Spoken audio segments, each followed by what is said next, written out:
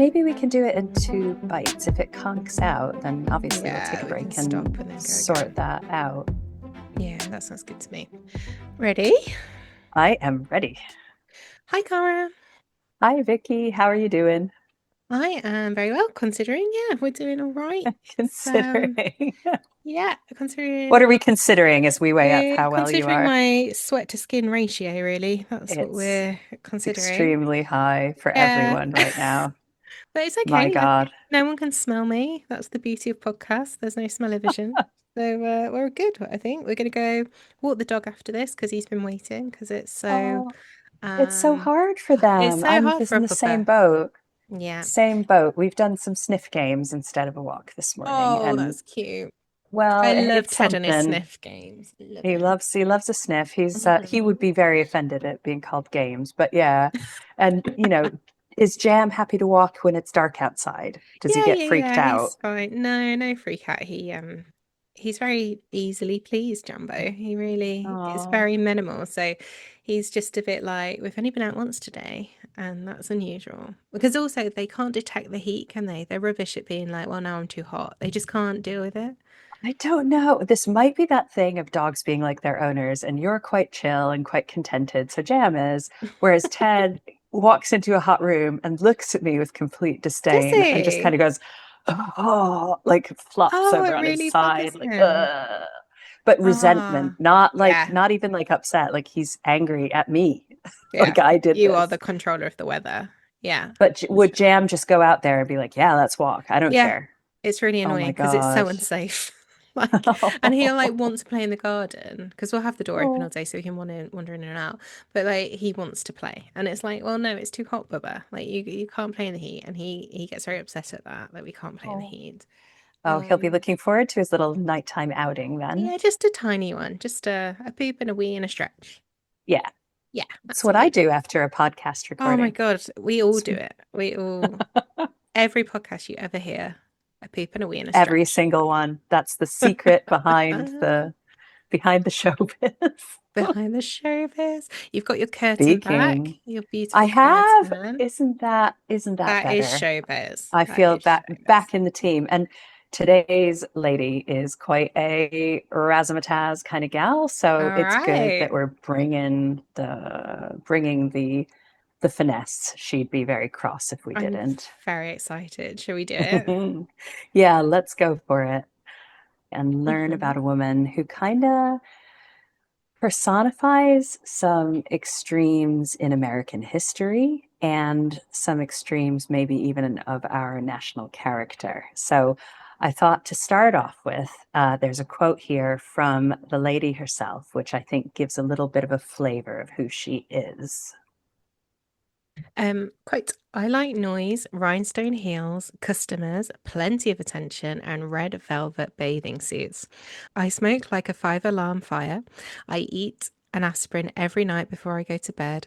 I call every man I don't know Fred, and they love it. I guess that settles my personality. Oh, I know, right? Ah. You're like, yes, yes, please. So this is a quote from a woman called Texas Guinan. Texas wasn't her birth name. I was gonna Probably you're say, not I haven't surprised heard to that as a hear. name. Is But it like a drag name? we'll get kind of, yeah, it's a bit of Yeah. a showbiz touch. So she was born in a small town in Texas. Little doesn't take Okay. a huge leap to figure it out. Um, and from that humble beginning, she went on to the warm embrace of a star on the Hollywood Walk of Fame. And Oh. along the way, she had run ins with the law. She hobnobbed with the luminaries of the jazz age. Her life took place during one of America's more strange and lively periods before now. So the kind of person who just whirled through life with a wink and a smile, we are going to meet Texas Guinan. Oh my And gosh, I I've can't wait. peppered with pictures, which Okay. hopefully we'll get to share on the socials. Hmm. The sources for today are the Encyclopedia Britannica, Texas State Historical Association, and a Waco, Texas history blog, Vogue and Oxford American magazines, and Columbia University's Women Film Pioneers Project.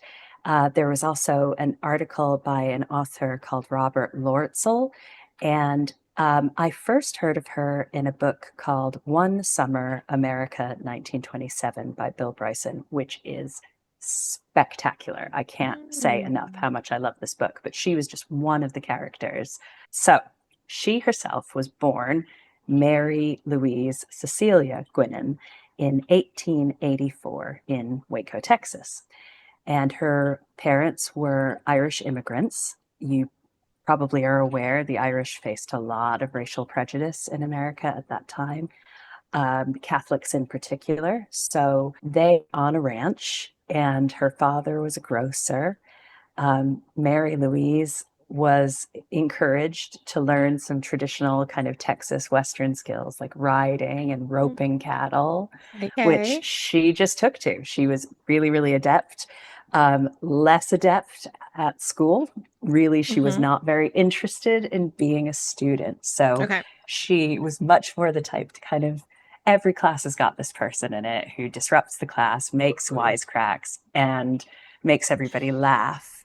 And this was despite the fact that her humble, hardworking parents were paying to send her to a posh private Oh, Catholic no way. school.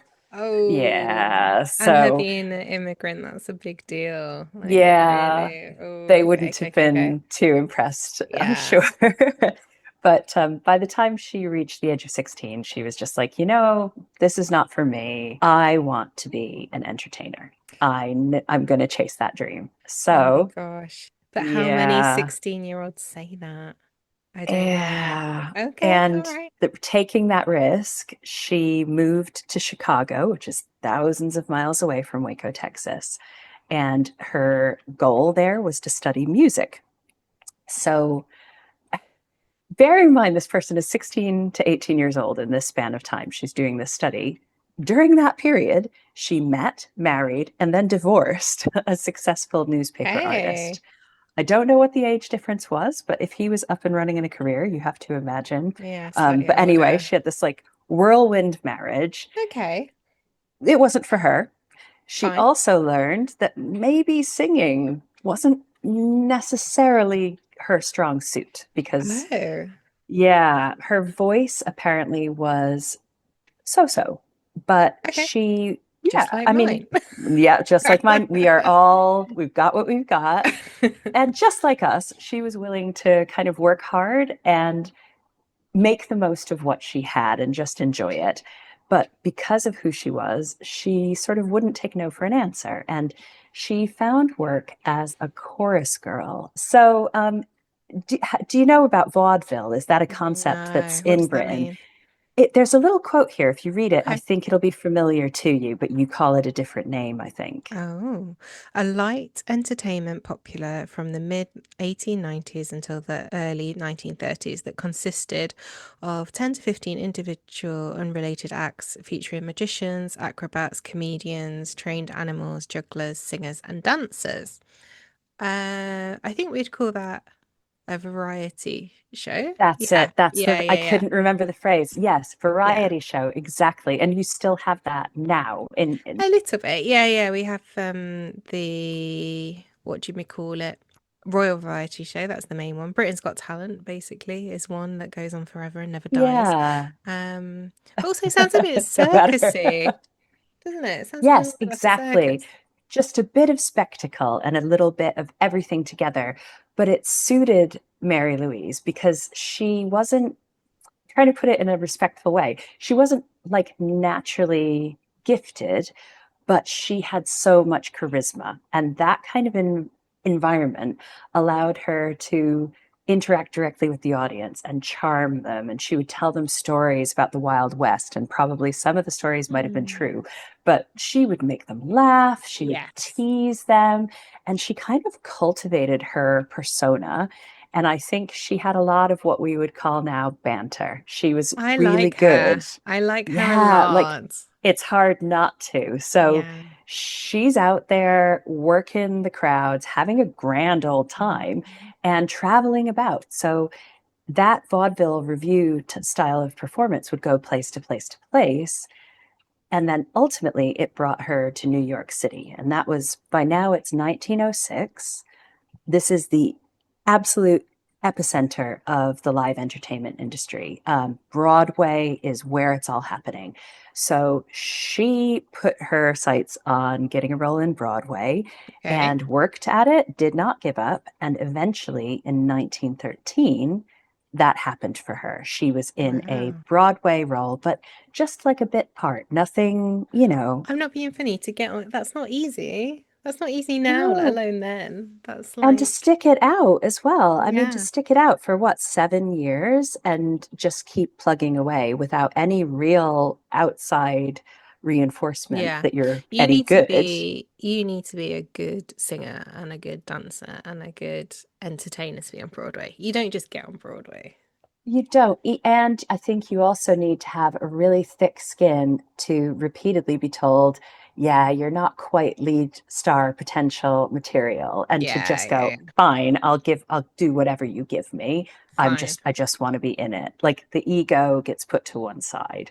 Fine. But it worked for her because she is in this Broadway show and a talent scout from Hollywood came a knockin'. Oh, And this is like right place, right time.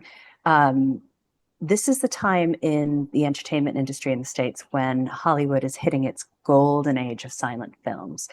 And to kind of give you an idea, like they are firing off these movies. The supply cannot keep up with the demand. People are hungry for entertainment. And the production of movies was happening at a rate of about double the age of Netflix and stuff. You think the demand right now is quite high, hi. double it. So they are just Wow. turning out this stuff. And with Hmm. her cute looks and her roping and riding skills, Oh, I see. she was a bit of a specialist act. Yeah. So that set of skills is how she got her permanent nickname of Texas. She took that as her like Hollywood name and that was it for the rest of her life. Oh, I see. I get it now. It's adorable. I love Yeah, it. right. So yeah, Texas. Tex. They they started featuring her in movies where she was sort of like the central attraction in about 1918, Okay. and she is iconically said to have been the first movie cowgirl. So, Yeah, I see that. it's a Yeah. big deal. There's a cute movie poster here with her Oh, all gussied look. Oh, up for and heaven's her sake. get out with her guns. She looks just like Jessie from Toy Story, doesn't she? Who is Absolutely now the main adorable. one. Yeah, Exactly. absolutely. So she cracked on with this, right, for 15 years. And in that 15-year period, she made nearly 50 movies. So I mean, how long were these movies? Are we talking like they, 2 or 3 minutes? I think that I think they were between half an hour and an hour. I can't Okay. say for sure, but Yeah. uh, But in at the that time with the era, technology, with and the they're interspersing text cards, the little hmm boards. So, these are it's a it's still different a big thing. deal. Still a big deal It's though. still a big deal, but Yeah. she was hardworking.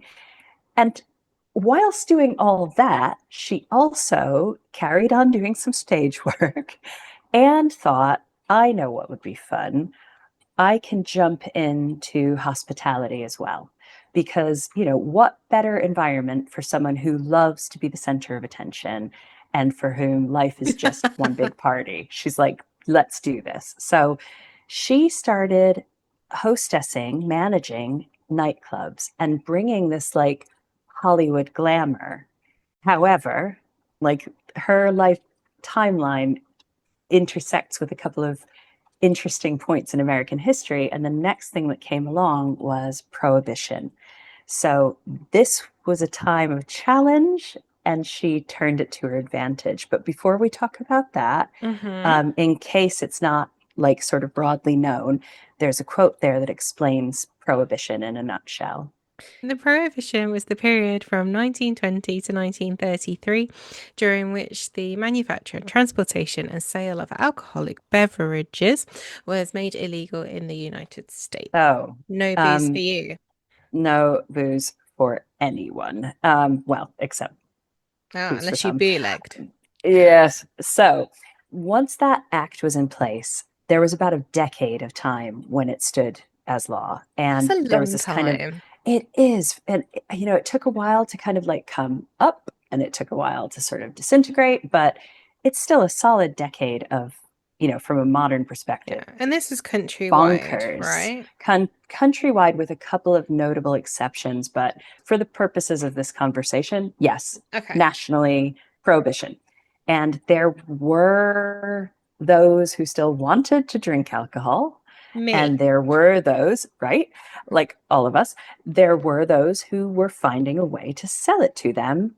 And then there was the law enforcement side of things that was trying to squash that and sort of shut it down. So, just to give you an idea, what people who broke prohibition law were kind of looking down the barrel of, if you had a first conviction, so it gets worse from here. This is your entry level conviction for Okay. prohibition offenses. You could get a fine of up to $1,000, which is $16,000 in today's money, and $16,000. 16,000 first offense, and or imprisonment for up to 6 months. My God.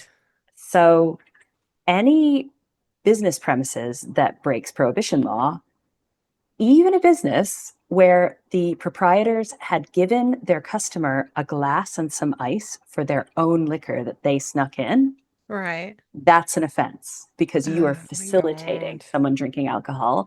So the law enforcement could come along and padlock your door. I did Literally, know that. Yeah. they would Yeah. Yeah. padlock for a year. Just so dramatic. So it's so So dramatic. dramatic. And it's like, it's so counterintuitive now, but you sort of think businesses failed, restaurants failed, bars, nightclubs, Mm. breweries, distilleries, the tax income that would have Yeah. come off of the sale of that Major. alcohol, the shipping companies, all the people who worked in hospitality out of work. So it said in one of the articles I read, 250,000 people lost their legitimate jobs overnight.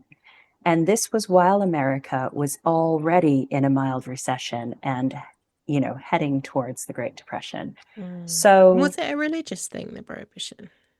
the the person who came up with it, apparently as a child, a farm hand who was drunk had stuck him in the foot with a pitchfork.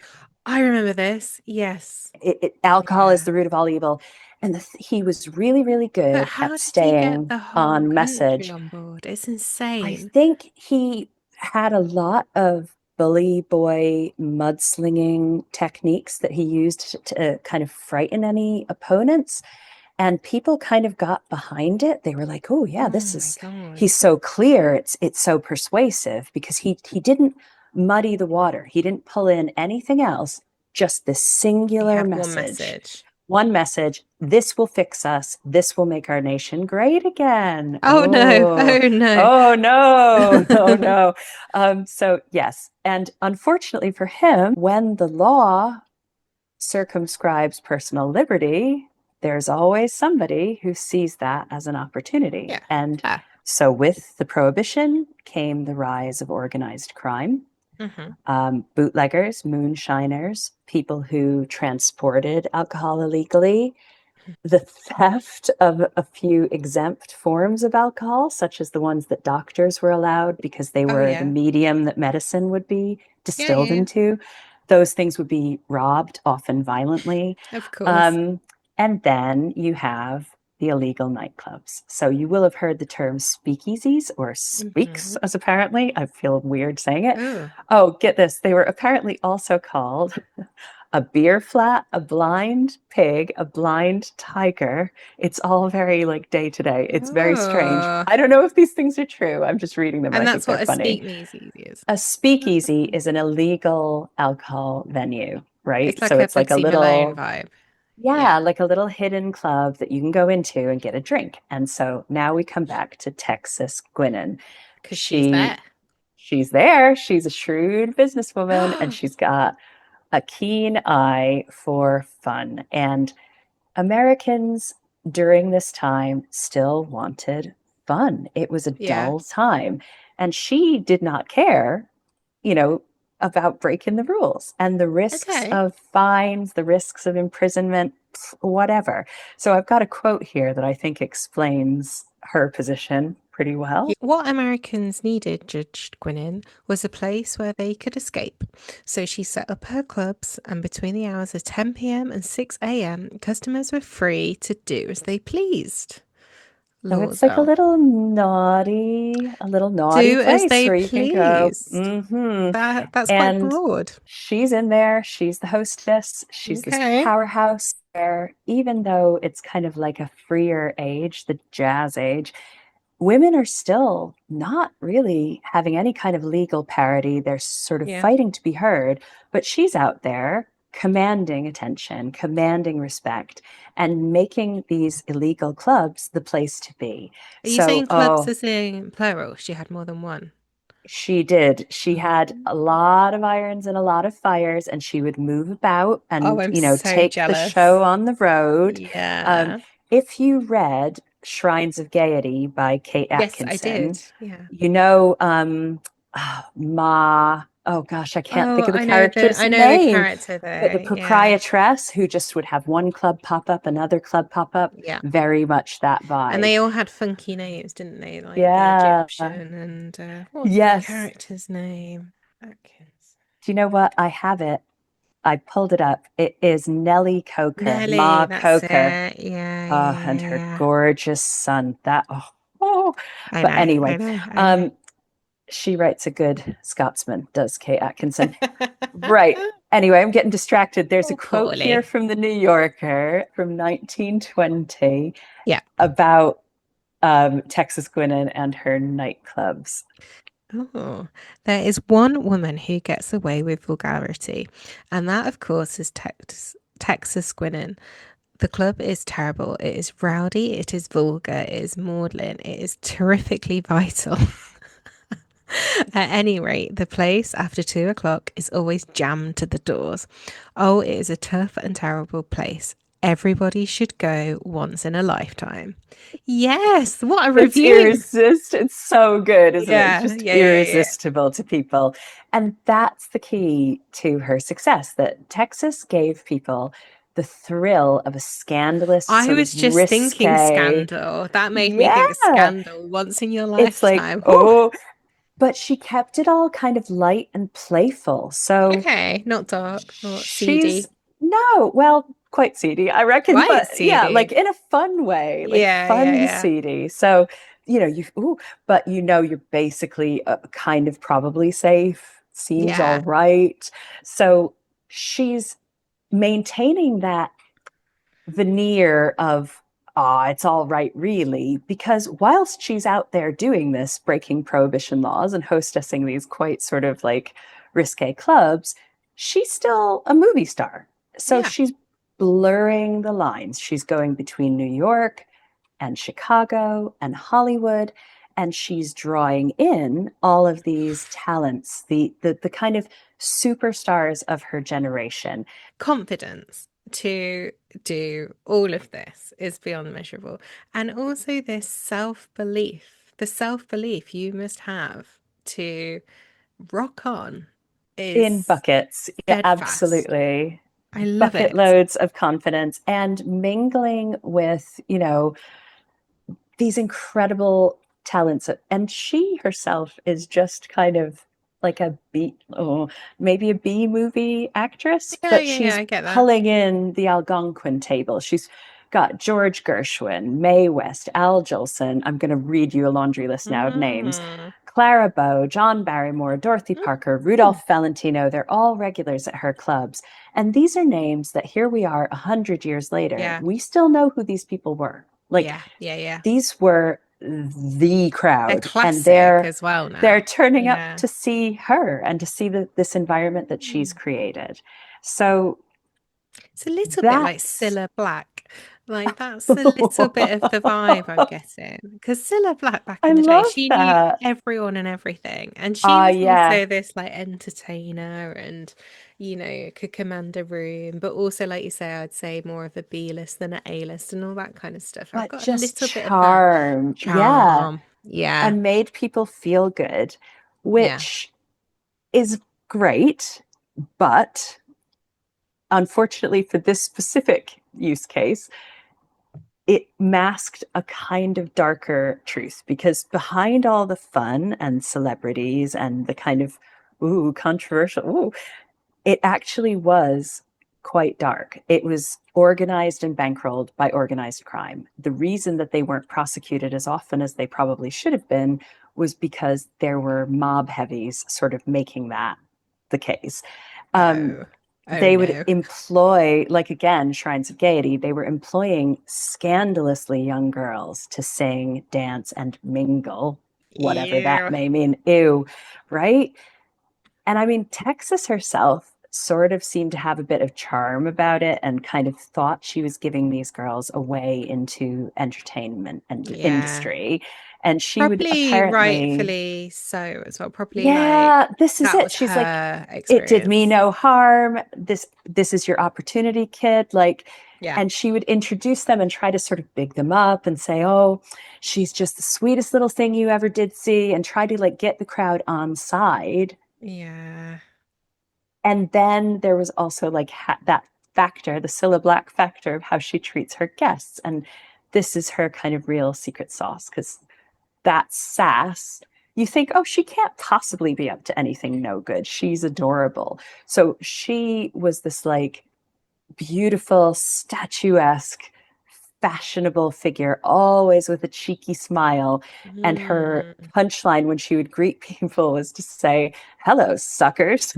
Um, and there's a quote there to explain what she meant by it, She once explained it as her way of saying, "Hello, pal, aren't we all alike after all?" which is Yeah, oh, yeah, yeah, yeah. I get that. I get that. cute.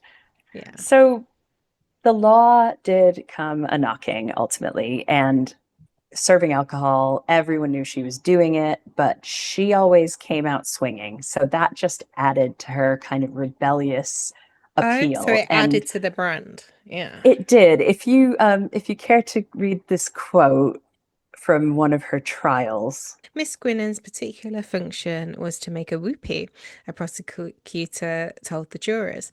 She made everyone feel at home in a jovial way. There was entertainment, the silliest of songs and jokes, and the thumbing of noses at the law. These exhibitions of whoopee were going on while the guests of the establishment were getting thoroughly in the spirit of the occasion thanks to the liquor they had obtained. The all male jury found her not guilty. mhm. Mhm. Hey Fred, Mhm. how about you let me off? Like that juror obviously, or that prosecutor obviously thought, I've got her banged to rights, I'm going to tell them exactly who Yes, she is. And they were like, we love her, give we us more of want her. the What's alcohol the at the address? Yeah, speakeasy. like Yeah, how what's do we the find this address? place? So she got arrested 49 times. Oh, that's a And lot. That's almost it's as a many movies as she did. yeah, Yeah. like an arrest and then a movie, an arrest and then a movie. She went to trial twice. So, Oh. and it was a mistake when she That's the did. stats you trust, isn't it? If you're getting picked up 49 times and only going to court twice, I'll have I those odds. They're pretty good I think odds. that sounds pretty good. And like Yeah. she was never going to be found guilty because she just had this natural ease, this I don't natural understand. glamour. And she Yeah. would make the jury laugh. And then the prosecutors came across as these pinched little weirdos. And she Right. Yeah, also yeah, yeah. had the heft of organized crime behind her. They had money, they would back her up sort of with legal force and also threatening anyone who would be testifying against her. And they had super, super well educated lawyers that they would bring in Mm, and they'd because find they legal had the loopholes. money. Yeah. Um, so Isn't that she, interesting that she was puppeteering? She was playing a show when she was in yeah, court, right? she And was, she was it was a manipulating the role. crowd. Yeah, yeah, yeah, yeah. Like it. it was it was all just on that edge, Mm. always just on that edge. So she would have said, I'm a proprietress and I'm an entertainer, not a bootlegger. It's free to do as she pleased because the juries would agree with her, and so she carried on breaking the law. Okay. And apparently her one of her places was padlocked, apparently, And Guinan decided this was a great cover. So she left the padlock in place and opened the delivery door in the Mate. back alley so that the party could carry Yes. on. And I'm like, all In right, love. That is genius. just absolute genius. She Yeah. was an entertainer. She Yeah. understood spectacle. Another story, which is much darker, is that because a lot of criminal types would come to these clubs, which was part of the frisson for the well-heeled, but they were criminals. So occasionally it Mhm. would bubble over. And at one point in one of her Chicago clubs, there was a fatal shooting. And the police did intervene, obviously, and they required her to come and make a statement. So she said, yes, fine, hold that thought, and summoned a limousine and called the media to present this spectacle of her going to the police station to Whoa, testify that's a in bit her icky, isn't limo. it? It is a little, Yeah. it is a little over the line, A bit but vulgar. this was her. And so even in death, she brought the showmanship. So Yeah. she died a horrible, horrible death. Did you? She had amoebic dysentery, which nobody wants to die that way. She apparently was in a lovely hotel in Chicago during the World's Fair, and sanitation was not what it should have been with so many people coming and going. And then she got Right. sick, but she knew she was sickening and dying. So, oh, and by the way, she died just a few weeks before Prohibition ended. So Oh, bugger. You're I joking. know, right? Like, who knows what might have been. But Ah, bless because her. she knew she was dying, she requested that her funeral would have an open casket. And I've got some words of hers to explain why. So the suckers can get a good look at me without a cover charge. Oh, oh, the sass. Sass, The sass. sass. So she is the quintessential lovable rogue. There were Mhm. 7,500 people at her funeral, and even more came to Wow. view the body, which was like laid in state, like a Like a queen. state funeral. Yeah, yeah, yeah. Yeah. So people adored her. And from stage to silent movies to the speakeasies, she was that jazz age glamour and that spirit of Mhm. rebelliousness. So it's a tricky subject because she did do so many things that you're like, oh, but you can't Yeah. help admiring the sass. And I think Mhm. we should all have a lovely cocktail and take a look Yes. at the amazing photos of her once we upload them because damn. It's very interesting that she died. She must have died quite young then. How old was she?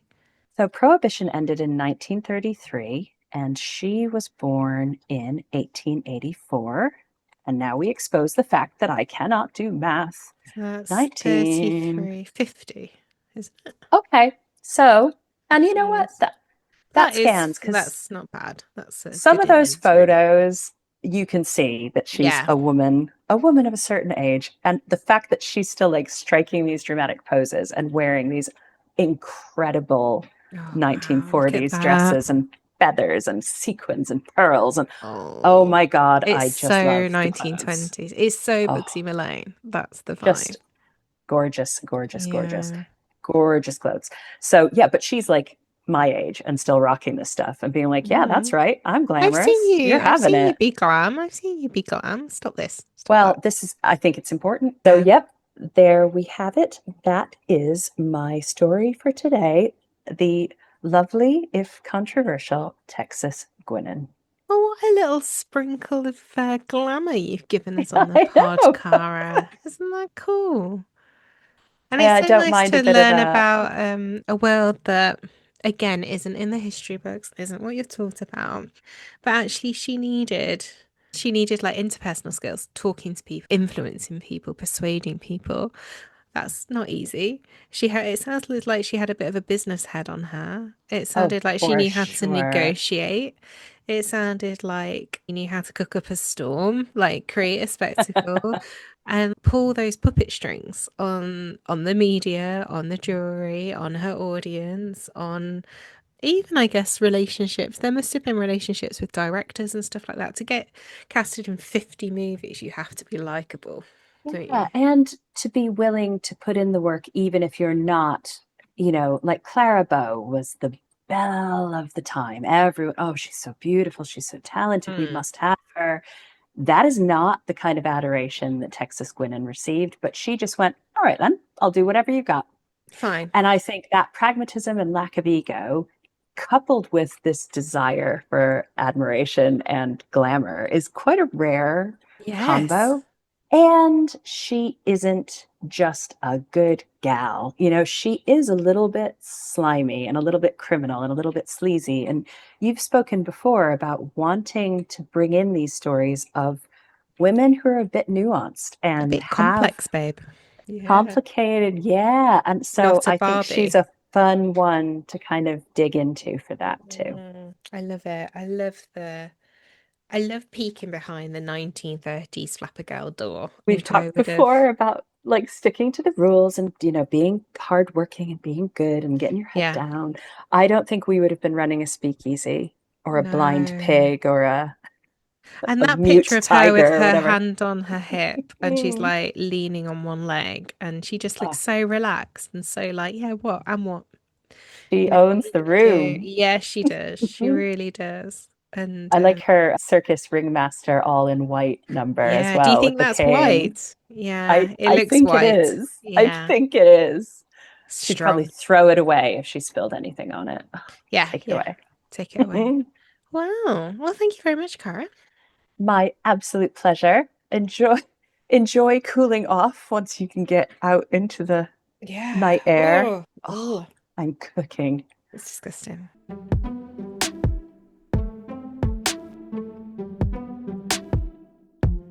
Thank you for listening to this episode of She Changed History. If you enjoyed it, please like, subscribe, and comment below. Find us on our socials, Facebook, Instagram, and YouTube. If you've got any ideas of women you'd like us to cover in a future episode, please comment on the socials or email us at shechangedhistory@gmail.com. Catch you next time.